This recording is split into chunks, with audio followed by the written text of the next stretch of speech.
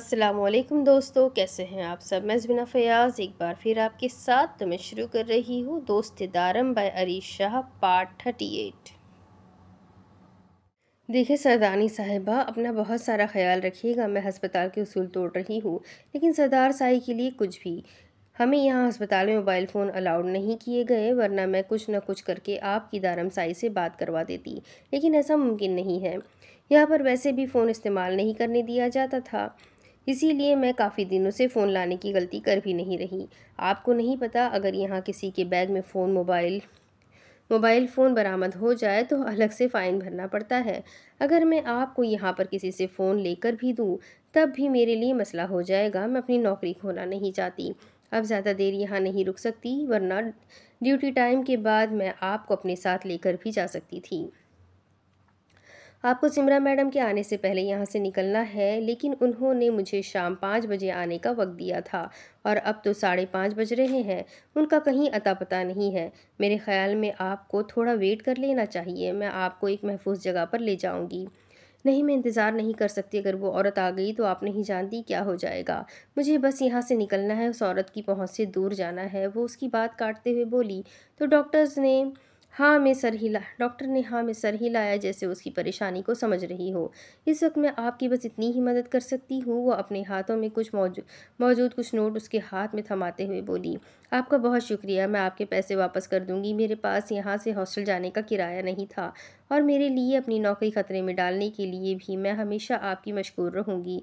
आपने मेरे लिए बहुत कुछ किया है। मैं यहाँ से सीधी अपने हॉस्टल जाऊँगी।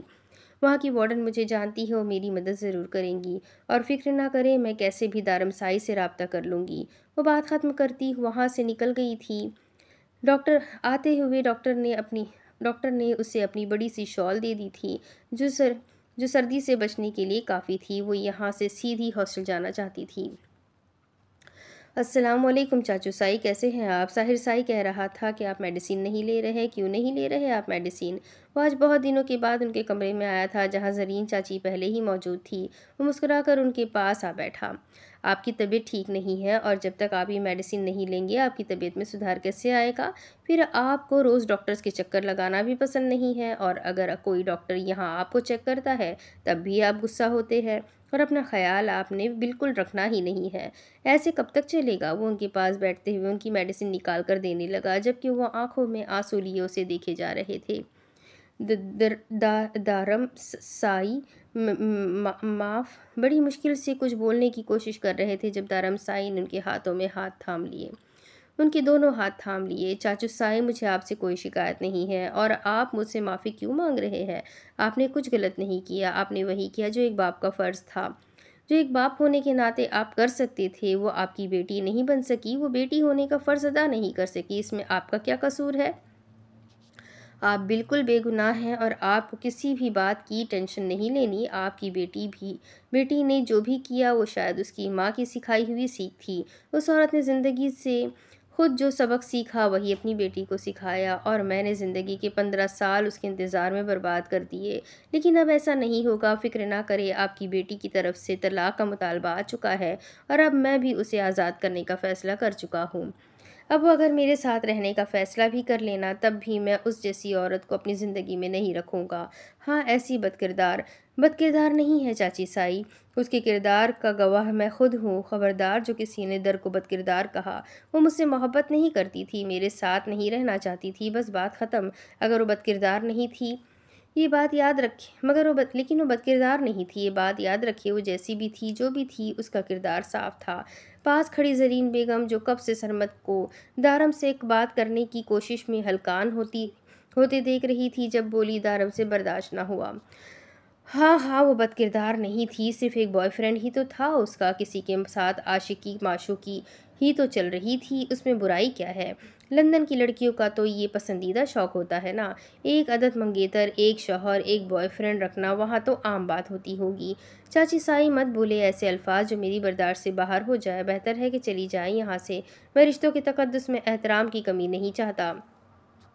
अगर मैंने कह दिया कि मेरी बीवी बदकिरदार नहीं है, तो वो नहीं है, याद रखे। क्योंकि सिमरा की तरबियत बदकिरदार हो सकती है, सरमद शाह का खून नहीं। उसका लहजा इतना तेज़ और सर्द था सर था कि चाची एक सेकंड भी मज़ीद वहाँ ना रुकी, बल्कि उसकी खून छलकती निगाहों से खौफज़दा होती तेज़ी से कमरे से बाहर निकल गई।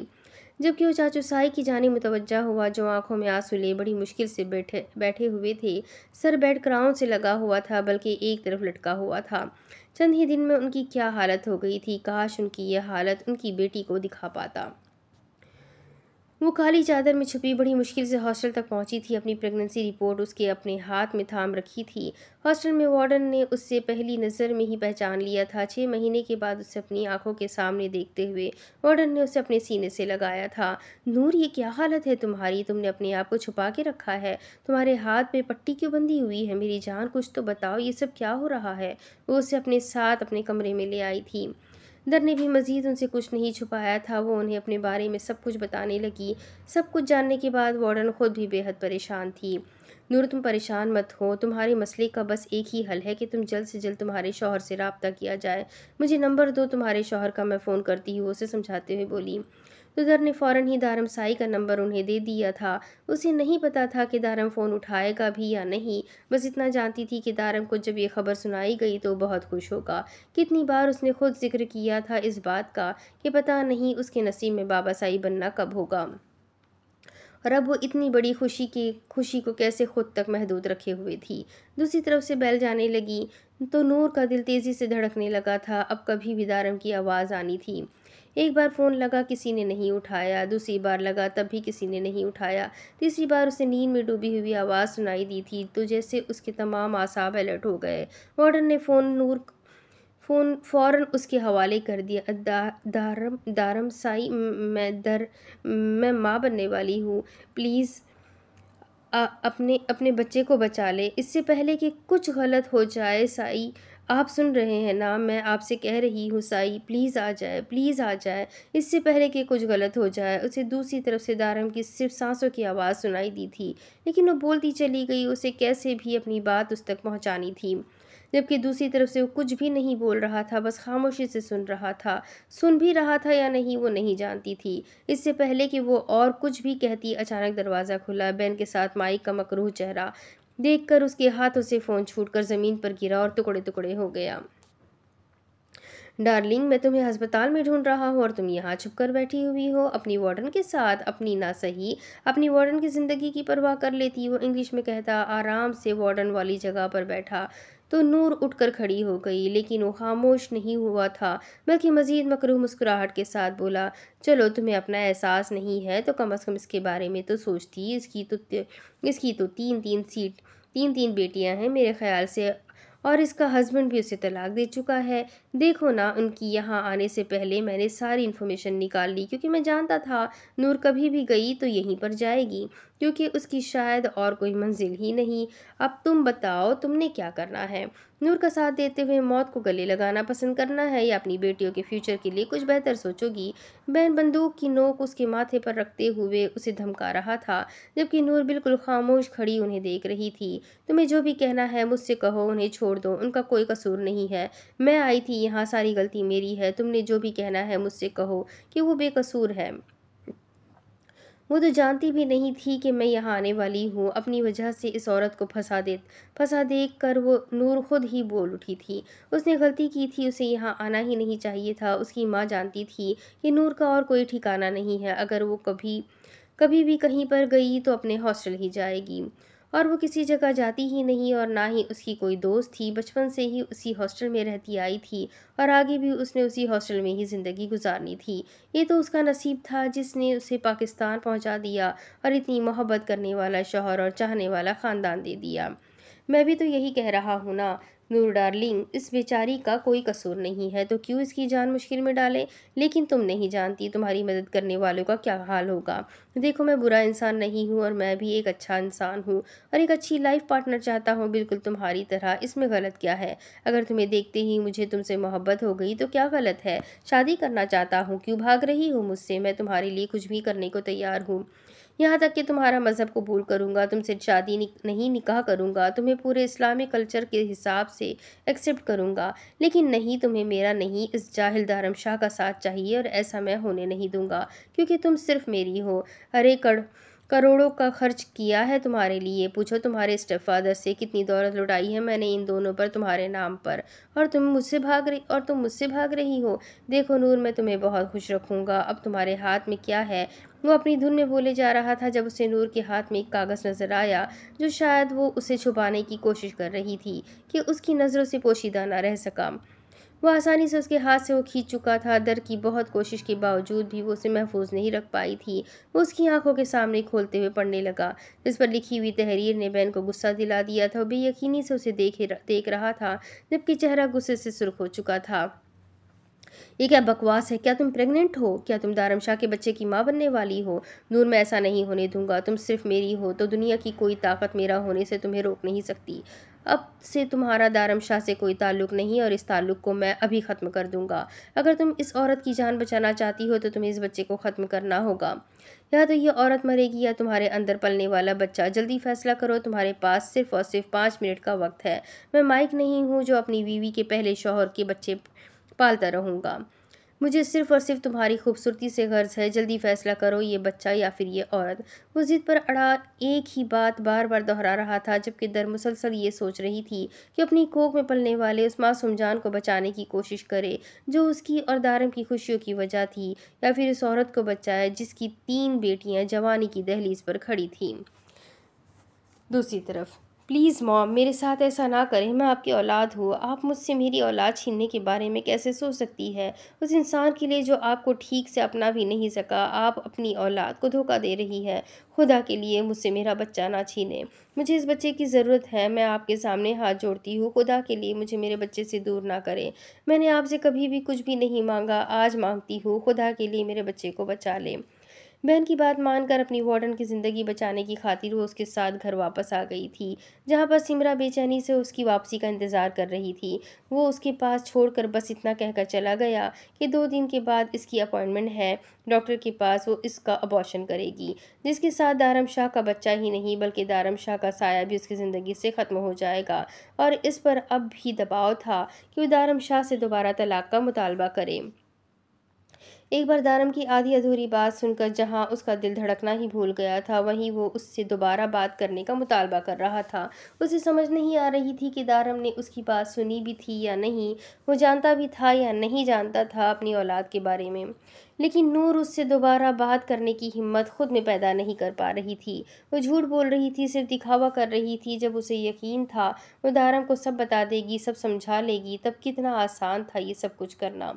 और अब जब वो दारम से इतनी दूर थी, जब वो चाह कर भी उसे कुछ नहीं बता पा रही थी, तब ये सब कुछ मुश्किल हो गया था, क्योंकि अब ये कोई झूठ नहीं बल्कि हकीकत थी। पल पल वो इस खौफ के साथ जी रही थी कि कभी भी दारम का नाम उसके नाम से अलग हो जाएगा। उसे कोई रास्ता नज़र नहीं आ रहा था, इसीलिए उसे खुदगर्ज उस खुदगर्ज बेहिस माँ की मन्नतें तरले करने लगी। नूर, मैं तुम्हें एक ही बात कितनी बार समझाऊं, क्यों नहीं समझ रही हो?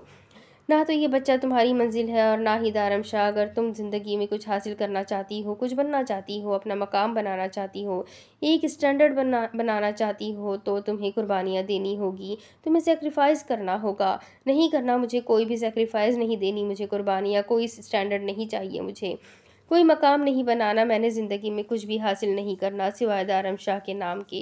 वो गुस्से से कहती बेकाबू होने लगी थी। तो क्या करना चाहती हो तुम? दारमशाह के बच्चे पैदा करके सारी ज़िंदगी जाहिल औरतों की तरह गुजारना चाहती हो? वो चिल्ला उठी थी। हाँ, नहीं चाहिए मुझे दौलत, मुझे कुछ नहीं चाहिए, सिर्फ़ और सिर्फ़ दारमशाह का नाम चाहिए। हाँ, सारी ज़िंदगी उसके बच्चे पैदा करूँगी, उसकी ग़ुलामी करूँगी, क्योंकि दारमशाह जैसे इंसान की बीवी बनना बेन डेविड जैसे बेगैरत की गर्लफ्रेंड बनने से बेहतर है। वो लिहाज किए बिना बोली। वो भी तुम्हें बीवी बनाना चाहता है, ये बात तुम समझने की कोशिश नहीं कर रही। सिमरा का बस नहीं चल रहा था कि वो कुछ कर बैठे। उसे समझा समझा कर थक चुकी थी, लेकिन उसकी कोई भी बात समझना ही नहीं चाहती थी। मैं किसी गैर मजहबी से निकाह करके अपना ईमान ख़राब नहीं कर सकती, उसकी आंखों में देखते हुए बोली। वो इस्लाम कबूल करेगा, तुमसे निकाह करेगा। क्यों नहीं समझ रही हो तुम नूर? तुम्हारे साथ मसला क्या है? वो तुम्हारे लिए तुम्हारा दीन कबूल कर रहा है, बेवकूफ़ लड़की। और तुम एक ही चीज़ की रट लगा के रखे हुए हो। अब उसे गुस्सा आने लगा था। मैं उसे दीनदार मैं ऐसे दीनदार को नहीं मानती जो अल्लाह को छोड़कर किसी इंसान के लिए मुसलमान हो। ना ही मेरी नज़र में ऐसा निकाह कोई अहमियत रखता है, क्योंकि असल मुसलमान अल्लाह के लिए हुआ जाता है, किसी इंसान के लिए नहीं। मैं अपने एक ही निकाह को मानती हूँ जो दारमशाह के साथ हुआ है। मैं उससे मोहब्बत करती हूँ और उससे मोहब्बत करने की एक और वजह ये है कि उसने मुझे खुदा के करीब किया है, उसने मुझे मुसलमान होने का मतलब समझाया है। और आप मेरे लिए किसी को मुसलमान कर रही हैं, लेकिन मैं भी ये सारी बातें बता किसको रही हूँ? आपको आप तो कभी इन सब बातों का मतलब समझेंगी ही नहीं। आप जानती हैं निकाह का मतलब क्या होता है? एक दूसरे से वफ़ा निभाना, एक दूसरे को सही और गलत का मतलब समझाना। और वफ़ा को निभाने के लिए सबसे ज़रूरी चीज़ ये है कि आपके दिलो दिमाग में अपने महरम के अलावा कोई दूसरा ना आए। लेकिन मेरी इस बात का मतलब भी आप नहीं समझेंगी। एक शख्स के निकाह में होते हुए आपने किसी दूसरे के साथ ताल्लुक़ जोड़कर अपने निकाह की तौहीन की थी। आप जानती हैं मज़हब किसे कहते हैं? मज़हब का मतलब आपको बैन नहीं बता पाएगा, जो सिर्फ़ मेरे साथ ताल्लुक़ जोड़ने के लिए मेरे मज़हब से ताल्लुक़ जोड़ रहा है। अगर आपको मज़हब के बारे में जानना है ना, तो दारम शाह से सीखे।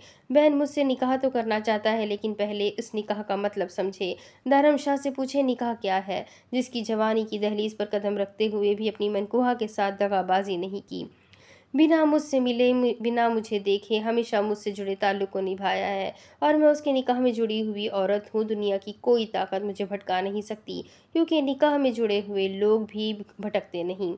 मर्द भटक भी जाए, औरत मजबूत रहती है। अरे मर्द तो मर्द होता है, लेकिन एक पाक दामन, एक अच्छी औरत कभी गलत नहीं अपनाती। वैसे आप भी औरत ही, कहते हैं वफादार औरत कभी भटकती नहीं, लेकिन मर्द भटक जाता है, वो अपनी लिमिट क्रॉस कर देता है। खैर, यहाँ आपकी बात नहीं हो रही, दारमशाह की बात हो रही है। और दारमशाह उन मर्दों में से नहीं है जो भटक जाए। और आप चाहती हैं कि मैं उस इंसान को धोखा दूँ, तो माफ़ कीजिएगा सिमरा मैडम, मुझे आपकी तरबियत नहीं, अपने बाबा का खून प्यारा है। मेरे बाबा साई के खून में धोखा नहीं है, और मैं अपने शौहर को कभी धोखा नहीं दूंगी। याद रखिएगा, मरते दम तक भी मेरे दिल में दारमशाह ही रहेगा। बेशक आपकी साजिशें कामयाब हो जाए, लेकिन दारमशाह की जगह कोई नहीं ले सकता। वो मेरी मोहब्बत नहीं, मेरा इश्क है। और इश्क हर हद से बढ़कर होता है, उसकी कोई हद नहीं होती। और मेरी ये हद कोई बैन डेविड नहीं तोड़ सकता। धर्मशाह के अलावा इस दिल में और कोई नहीं आ सकता। बता दीजिएगा उस आदमी को कि अगर उसने मुझे दारमशाह से अलग कर भी दिया, तब भी वो मुझे कभी नहीं हासिल कर पाएगा, क्योंकि जिस दिन दारमशाह का नाम मेरे नाम से अलग हुआ, उस दिन दरनूर मर जाएगी।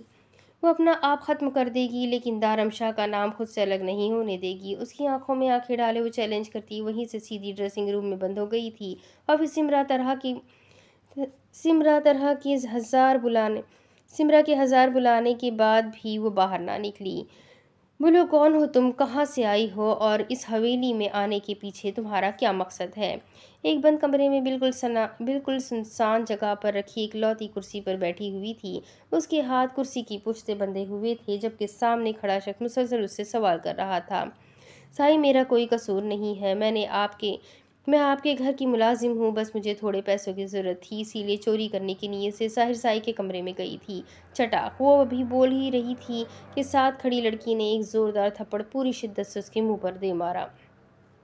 उसके होठों से खून बहने लगा था, जबकि सामने खड़ा शख्स सिर्फ उसी को देखे जा रहा था। मेरे सवाल का ये जवाब नहीं है, तो मैं अपना सवाल एक बार फिर से दोहराता हूँ। तुम साहिर शाह के कमरे में क्यों गई थी? इससे मेरा कोई लेना देना नहीं है। मुझे ये बताओ कि तुम उस घर में क्यों आई हो? इस हवेली में आने के पीछे क्या राज छुपा है? कौन सा मकसद लेकर तुम यहाँ आई हो? तुम्हें यहाँ किसने भेजा है? उसने फिर से अपना सवाल दोहराया। साईं जी, मुझे माफ़ कर दो, मुझसे गलती हो गई है। खुदा के लिए मुझे माफ़ कर दो। मैं सिर्फ चोरी की नीयत से गई थी और यहाँ काम करने के लिए आई थी। मैं बहुत गरीब इंसान हूँ। पेशावर में मेरा घर है, मेरी 6 बहनें हैं, यतीम हूँ, भाई नहीं सर पे, बेआसरा बेसहारा हूँ। नौकरी की तलाश में आई थी और यहाँ हवेली काम की तलाश में ही पहुँची थी, और मुझे यहाँ नौकरी मिल गई। गलती हो गई मुझसे, मैं यहाँ से चली जाऊँगी, बस मुझे एक बार जाने दे। वो बुरी तरह से रोते हुए बोल रही थी, जबकि सामने खड़ी लड़की को उसके आंसुओं पर बिल्कुल एतबार नहीं था। सर, ये लड़की झूठ बोल रही है, क्योंकि इस लड़की का किसी से राब्ता था, और सबसे हैरत अंगेज़ बात यह है कि जिस बंदे के साथ इसका राब्ता था, वो बंदा अपनी सिम नहीं इस्तेमाल कर रहा था, बल्कि वो एक आम से मुल्क के रिहायशी का नंबर इस्तेमाल कर रहा है, जिसका नाम अज़मत है। मैं खुद अज़मत से मिली हूँ। अज़मत का कहना है कि 2 महीने पहले उसके साथ एक डकैती हुई थी जिसमें उसका मोबाइल फ़ोन और पैसे वग़ैरह छिन गए थे। उसके और उसके साथ उसका शनाख्ती कार्ड भी चोरी हो गया था और ये आदमी अज़मत का शनाख्ती कार्ड इसीलिए चुरा कर ले गया था ताकि वो सिम बंद ना करवा सके। जब तक अज़मत ने नया शनाख्ती कार्ड बनवाया तब तक वह आदमी ये नंबर इस्तेमाल करता रहा और फिर शायद अब वो किसी और के नंबर से उसके साथ राब्ते में है। मतलब कि सर वो ये सारे काम करके किसी न किसी का नंबर इस्तेमाल करता है ताकि उसका अपना नाम कहीं पर भी ना आए। उस नंबर को जब हमने आखिरी बार ट्रेस किया तब ये हवेली के आसपास से ही सर्च हो रहा था और फिर ये नंबर बंद हो गया। उसके बाद उसे ट्रेस करना तो मुश्किल हुआ ही, लेकिन उस आदमी ने अपना नंबर भी बदल लिया और यकीनन अब कोई और मज़लूम शहरी उसके हाथ चढ़ा होगा। पलूशा को इसी हालत में छोड़कर बाहर की जानिब भाग गए थे। फिक्र मत करो, इस गैंग को हम जल्द ही पकड़ लेंगे, लेकिन इस लड़की को हाथ से जाने मत देना। उसकी शक्ल पर यकीन करने की ज़रूरत नहीं है, अंदर से बहुत तेज़ है। मैं यकीन से कह सकता हूँ कि ये लड़की हमारी बहुत मदद कर सकती है। बस इसे कैसे भी मना लो। फ़िलहाल मैं चलता हूँ, ख़याल रखना इस लड़की का यहाँ से बाहर नहीं जानी चाहिए। बहुत तेज़ है, कभी भी कोई भी कदम उठा सकती है। सर अगर ये तेज़ है तो आपकी टीम भी किसी से कम नहीं है। बेफ़िक्र होकर ये ज़िम्मेदारी आप मेरे कंधों पर डाल दें, इसे मैं खुद संभाल लूँगी, मुस्कुराकर उससे कहती वहीं से उसकी जानिब चली गई थी, जबकि वो खामोशी से हवेली की जानिब बढ़ गया था। साहिर साई कहाँ चले गए थे आप? मैं कब से आपका इंतज़ार कर रही थी। आपने अभी तक मेडिसिन भी नहीं ली है। आपको पता है जब आप मेडिसिन नहीं लेते तब आपकी तबीयत ख़राब हो जाती है। अभी तक आप पूरी तरह से ठीक नहीं हैं, लेकिन आपको कौन समझाए। चलें अंदर चलें, मैं आपको अभी ही मेडिसिन देती हूँ। वो उसका हाथ थाम कर उसे अंदर लेकर जाने लगी। न जाने कब से वो सोफ़े पर बैठी उसका इंतज़ार कर रही थी। वो मैं चहलकदमी करते करते आगे निकल गया। वहाँ एक दोस्त मिल गया तो उसके पास थोड़ी देर बैठ गया। अब आ गया हूँ और ये जब भी मैं वापस आता हो तुम इन सड़ी हुई दवाइयों का नाम क्यों लेती हो? कभी ये भी कह दिया करो कि मैं आपका इंतज़ार कर रही थी क्योंकि मैं आपको मिस कर रही थी, लेकिन नहीं, तुम तो दिल जलाने में माहिर हो, जलाती रहो। इतने कड़वे तो तुम्हारे हाथ के करेले नहीं लगते थे जितनी दवाइयाँ लगती है। वो उसके साथ साथ आता बड़ी मायूसी से बोल रहा था, जबकि ज़ाविश मुस्कुराए जा रही थी। सुनो, कब कहोगी कि तुम मुझे मिस करती हो? मैं जल्दी घर आ जाया करूँ? वो उसके साथ चलता शरारत से बोला। 26 दिन के बाद वो मुस्कुराते हुए बोली, या खुदा, ये 26 दिन का सत्यानाश कब ख़त्म होगा? सत्यानाश नहीं साहिर साई, वो सन्यास है, उसने फिर से बोला। मेरे लिए सत्यानाश ही है, वो भी उसी के अंदाज में बोला। जबकि कमरे में आने के बाद जाविश ने उसे मज़ीद फ्री बिल्कुल नहीं होने दिया था। वो जल्दी से उसकी मेडिसिन निकालते हुए उसे देने लगी, जिसमें सबसे अहम चीज़ उसकी नींद की गोली थी। यार ये ज़रूरी है क्या? मैं कौन सा तुम्हें रात को तंग करता हूँ? उसकी वजह से रोज़ फजर कज़ा हो जाती है मेरी। वो अजीब से मुंह बनाते हुए बोला। ज़रूरी है तभी तो देती हूँ, और आप फिक्र ना करें, मैं आपको फजर में जगा दूंगी। आप फ़िलहाल आराम करें, उसके पास बैठते हुए बोली। अच्छा मैं आराम करूँ तो तुम क्या करोगी? वो उसकी गोद में सर रखते हुए बोला। तो जाविश का नावल की तरफ जाता हाथ रुक गया। कुछ नहीं, मैं आपके पास बैठूंगी, ये नावल रीड करूंगी, थोड़ी देर के बाद मैं भी सो जाऊंगी। छोड़ो, आज ये किताबें मत पढ़ो और तुम मुझे पढ़ो। वो उसके दोनों हाथ थाम कर अपने सीने पर रखता आंखें बंद कर चुका था। चेहरे पर एक पुरसुकून सी मुस्कुराहट थी। जाविश ने मुस्कुरा दी। थोड़ी देर के बाद उसके हल्के हल्के खराटों की आवाज़ कमरे में गूंजने लगी तो उसने मुस्कुराते हुए उसकी पेशानी पर अपने लब रखे। उसके लबों का लम्स अपने माथे पर महसूस करते हुए साहिर ने अपनी नींद से भरी आंखें खोलकर उसे देखा और वह मुस्कुराकर दोबारा आंखें बंद कर गया, जबकि जाविश ने बेइख्तियार अपना बेतरतीब होता दिल थामा और वो अलग था। पता नहीं चलता था कब सो रहा है, कब जाग रहा है। वो आहिस्ता आहिस्ता उस पर खुल रहा था और वो उसे समझने की कोशिश कर रही थी। देखो, तुम्हें तुम्हारे मुंह मांगी रकम मिलेगी, लेकिन इस बच्चे का नाम और निशान नहीं रहना चाहिए। मैं जानती हूँ ये इल्लीगल काम है और इसमें तुम्हारी नौकरी को भी खतरा हो सकता है, लेकिन मैं तुम्हें इस काम की मुँह-माँगी कीमत दे रही हूँ। सिमरा उससे अपने साथ डॉक्टर के पास लेकर आई थी। लेकिन मैम शायद ये ऐसा नहीं चाहती, वो हमारे साथ बिल्कुल कोऑपरेट नहीं कर रही। लगता है हमें उसे बेहोश करना होगा, तभी जाकर इस मसले का कोई हल निकल पाएगा, क्योंकि वो लड़की बिल्कुल भी साथ नहीं दे रही। अगर उसने चीखना चिल्लाना ना छोड़ा तो मेरे लिए बड़ी मुश्किल पैदा हो जाएगी। वो उसे अपने साथ उसी कमरे में लेकर आई थी जहाँ वो थोड़ी देर पहले दर को छोड़कर गई थी। प्लीज़ मैम प्लीज़ मैम मेरी बात को समझने की कोशिश करिए। ये बच्चा बहुत अहम है, इसे बचा लें। आप इसे बचा सकती है। प्लीज़ आप मुझे समझने की कोशिश करें। आप मेरी माँ हैं। आप मेरी माँ हैं, आपने मुझे जन्म लिया है। तो आप मेरे बच्चे के साथ ऐसा कैसे कर सकती है? आपको दौलत चाहिए ना, मैं अपना सब कुछ दूँगी आपको, लेकिन खुदा के लिए मेरे बच्चे को कुछ मत करें। देखिए ये बच्चा दारमसाई और मेरी मोहब्बत की निशानी है, प्लीज़ इसे मुझसे अलग मत करें। आप चाहती हैं ना मैं दारमसाई से तलाक ले लूँ, मैं वादा करती हूँ मैं उन्हें छोड़ दूँगी। कभी ज़िंदगी में उनसे बात नहीं करूँगी, उनके पास नहीं जाऊँगी, मैं उनसे हर ताल्लुक़ ख़त्म कर दूँगी। मैं खुद उनसे तलाक मांगूंगी, लेकिन खुदा के लिए मेरे बच्चे को बचा ले। आपके सामने हाथ जोड़ती हूँ, मैं अपना सब कुछ आपके नाम कर दूंगी।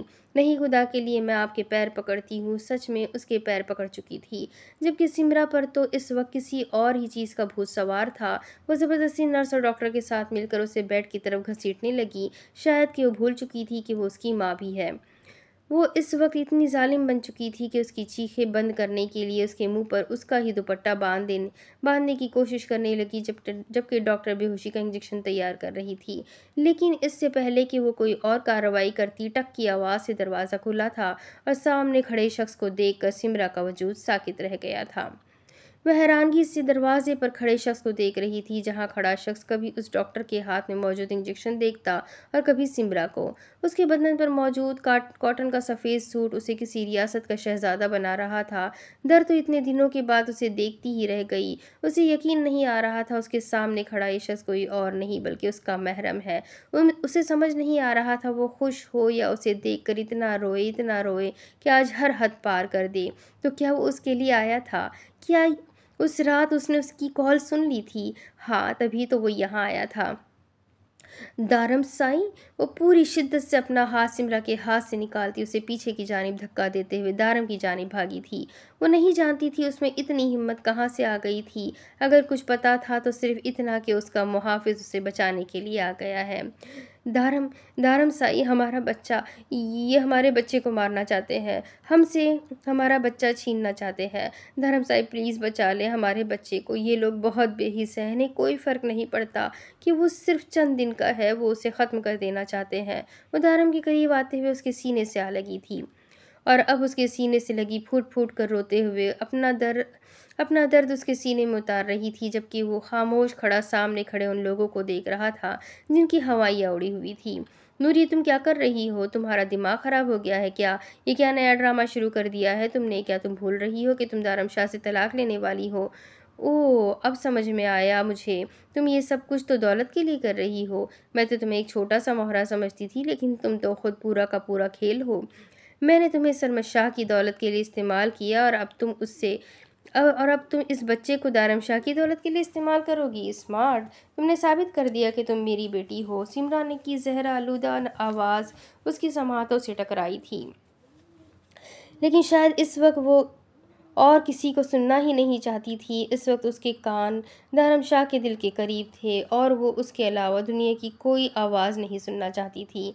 वो नहीं सुनना चाहती थी अपनी माँ की मतलब भरी आवाज़। वो नहीं जानती थी कि वो उसके बारे में क्या कह रही है। उसे सिर्फ़ और सिर्फ दारम से मतलब था, जो सिर्फ़ और सिर्फ उसके लिए यहाँ आया था।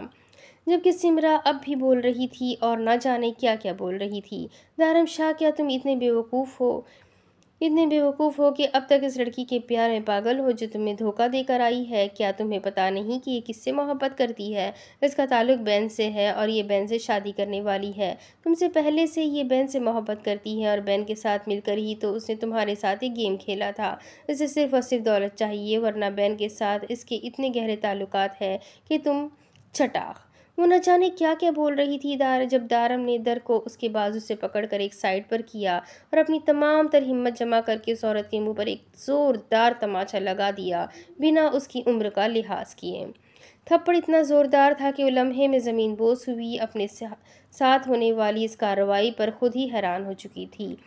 वो इसमें हिम्मत इत उसमें इतनी हिम्मत भी ना रही कि वो उठकर खड़े होते हुए उस शख्स के मुकाबिल खड़ी हो सके। उसने कभी दारम को अपने आमने-सामने देखा नहीं था, लेकिन वो असगर शाह की मुकम्मल कॉपी लग रहा था। लेकिन असगर शाह से ज़्यादा रौबदार, उससे ज़्यादा पुरकशिश, अपने मुँह पर हाथ रखे उस शख्स को देखे जा रही थी, जो अब अपने पंजों के बल उसके करीब बैठते हुए नफ़रत से उसकी आँखों में झाँकते हुए बोला, खबरदार! खबरदार जो मेरी बीवी के किरदार के खिलाफ एक लफ्ज़ भी कहा।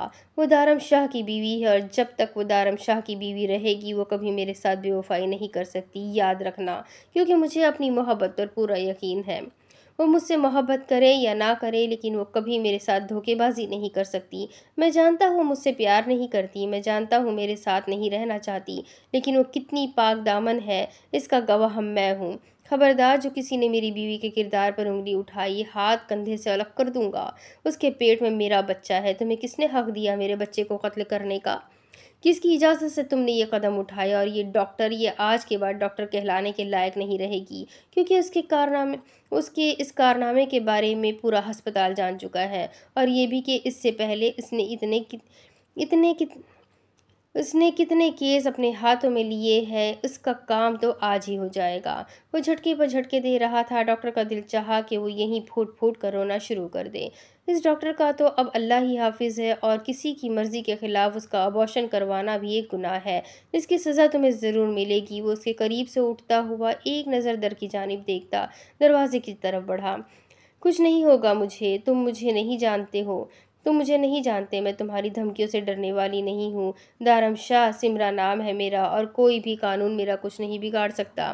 माइक और बैन मुझे कुछ नहीं होने देंगे। वो उठ खड़ी होती हुई पूरी कॉन्फिडेंस से बोली। दारम ने मुड़कर उसकी तरफ देखा। उसके चेहरे पर दिलकश मुस्कुराहट थी। तुम्हारा बहन स्मगलिंग के इल्ज़ाम में इस वक्त जेल में है, और तुम्हारा शौहर स्मगलिंग के कामों में उसका साथ देने पर पुलिस की नज़रों में फ़िलहाल तो तुम्हें इस अस्पताल में छोड़कर पता नहीं कहाँ भाग चुका है। लेकिन पुलिस उसकी तलाश कर रही है, जल्द ही मिल जाएगा, और वो भी तुम्हें सलाखों के पीछे ही मिलेगा। क्योंकि दारम शाह कभी कच्ची गोलियां नहीं खेलता। अगली दफ़ा पंगा लेने से पहले ठीक से सोच समझ लेना कि किसके साथ दुश्मनी मोल ले रही हो। अगर तुम्हें ये लगता है कि मुझे तुम्हारे बारे में कुछ पता नहीं है, तो ये तुम्हारी गलतफहमी है। जब से यहाँ आई है, मैं मुसलसल तुम लोगों के एक एक मोमेंट पर नज़र रखे हुए हूँ। तुम क्या कर रहे हो, कब करते हो, किस तरह कब कहाँ जाते हो, हर चीज़ पर नज़र होती है मेरी। ये तुम्हारी सोच है कि तुम मुझसे छुप कर बैठे हुए हो। पुलिस बाहर खड़ी है और तुम्हारी अगली मंजिल पुलिस स्टेशन है। चलो आओ उधर। 12 बजे की फ़्लाइट से हमें पाकिस्तान जाना है। उसे मुखातिब करता तेज़ी से बाहर निकला था, जबकि वो अपने आंसू साफ करती एक नज़र अपनी माँ की आंखों में देखती। सर उठाकर अपने दुपट्टे की जानिब गई, बेड से अपना दुपट्टा उठाया, ठीक से लिया और उसके पीछे भाग गई। तुम्हें कुछ चाहिए? उसे गाड़ी में बैठने का इशारा करते हुए दारम ने पूछा, तो बिना कोई जवाब दिए फ़ौरन ना में सर हिलाती गाड़ी में बैठी। हम कब तक पाकिस्तान पहुंच जाएंगे दारम साई? मैं वापस कभी यहाँ नहीं आऊँगी, कभी भी नहीं। ये मुल्क सिर्फ तकलीफ़ देता है। मैं ज़िंदगी में कभी वापस नहीं आऊँगी। मैं अब सारी ज़िंदगी आपके पास रहूँगी, वहीं पर अपने बाबा साई के पास। मुझे नहीं जाना कहीं पर भी। मैं हमेशा हमेशा आपके पास रहना चाहती हूँ। आप कभी मुझे खुद से अलग मत कीजिएगा। मुझे यकीन था आप मुझे लेने के लिए ज़रूर आएंगे, और देखिए मेरा यकीन आपको यहाँ मेरे पास खींच लाया। अगर आज मेरे बच्चे को कुछ हो जाता तो मैं कभी ज़िंदगी में अपने आप को माफ़ नहीं कर पाती। मुझे नहीं पता था कि आपने फ़ोन पर कुछ सुना भी या नहीं सुना, लेकिन खुदा का शुक्र है कि उसने आपको मेरे लिए यहाँ भेज दिया, वरना आज हमारा इतना बड़ा नुकसान हो जाता जिसकी भरपाई हम ज़िंदगी भर नहीं कर पाते। उसके कंधे पर सर रखे वो आंसू बहाते हुए बोल रही थी, जबकि दारम बिल्कुल खामोशी से उसे सुन रहा था। जब अचानक उसका फ़ोन बजा। हाँ इंस्पेक्टर बोलो, कोई खबर मिली उस माइक की? वो जहाँ भी है उसे पकड़ो, मैं और कुछ नहीं सुनना चाहता। बस वो आदमी मुझे जेल की 4 दीवारियों के पीछे चाहिए। वो अपनी गाड़ी उसी तरह चलाते हुए दूसरे हाथ से फ़ोन पर बातें करने में मसरूफ़ था। सर हम पूरी कोशिश कर रहे हैं, हम जल्द ही उसे पकड़ लेंगे, आप फ़िक्र ना करें। आप आज 12 बजे की फ़्लाइट से यहाँ से पाकिस्तान रवाना होने वाले हैं। इंशाल्लाह आपकी फ़्लाइट लैंड होने से पहले हम आपको गुड न्यूज़ सुनाएंगे। वो मुकम्मल खुशामदी अंदाज में बोला था। ठीक है, देखता हूँ कितनी खुशखबरी सुनाते हो तुम। खैर याद रखना, अगर तुमने मेरा काम नहीं किया तो अपनी नौकरी से हाथ धो बैठोगे। उसकी खुशामदी अंदाज पर गौर किए बिना बोला तो इंस्पेक्टर खामोशी से ओके सर कहता फ़ोन पर रख चुका था। जबकि इधर भी खामोशी से उसकी बातें सुन रही थी। एयरपोर्ट के बाहर आकर गाड़ी रुकी तो उसने किसी और को फ़ोन किया, न जाने वो उससे बात क्यों नहीं कर रहा था। शायद नाराज़ था, उसे इग्नोर कर रहा था। हाँ राशिद, मैं गाड़ी यही एयरपोर्ट के बाहर छोड़कर जा रहा हूँ, तुम यहाँ से ले जाना। वो टिकट्स और ज़रूरी कागजात निकालता हुआ दर को इशारा करके गाड़ी से निकला। वो भी उसके साथ ही बाहर निकलते हुए एयरपोर्ट के अंदर दाखिल हो गई थी। उसका हाथ थामे हुए वो उसे अपने साथ ले आया तो वो बिल्कुल खामोशी से उसके साथ चलते हुए अब शायद अपनी खुशियों का सफ़र शुरू करने जा रही थी। दारमसाई, आप इतने खामोश क्यों हैं? क्या हुआ है? क्या आप मुझसे नाराज़ हैं? आप मुझसे बात क्यों नहीं कर रहे हैं? वो उसका हाथ थामते हुए उसे सवाल कर रही थी, जबकि दारम आंखें बंद किए सीट के साथ टेक लगाए न जाने किन ख्यालों में खोया हुआ था। चाचा साई को फालिज का अटैक हुआ है। वो ज़िंदगी में कभी भी खुद से कुछ भी बोल नहीं सकते और ना ही शायद वो कभी चल फिर पाएंगे। वो ज़िंदगी भर के लिए पैरालाइज हो गए हैं। डॉक्टर्स ने कहा है कि अब शायद उनकी ज़िंदगी इसी तरह से गुजरेगी। वो अपना हाथ उसके हाथ से निकालते हुए बोला। तो उधर हैरानगी से देख कर रह गई। वो किसके बारे में बात कर रहा था? क्या वो उसके बाप के बारे में बोल रहा था? कि कैसे? वो काफ़ी देर के बाद बस इतना ही बोल पाई।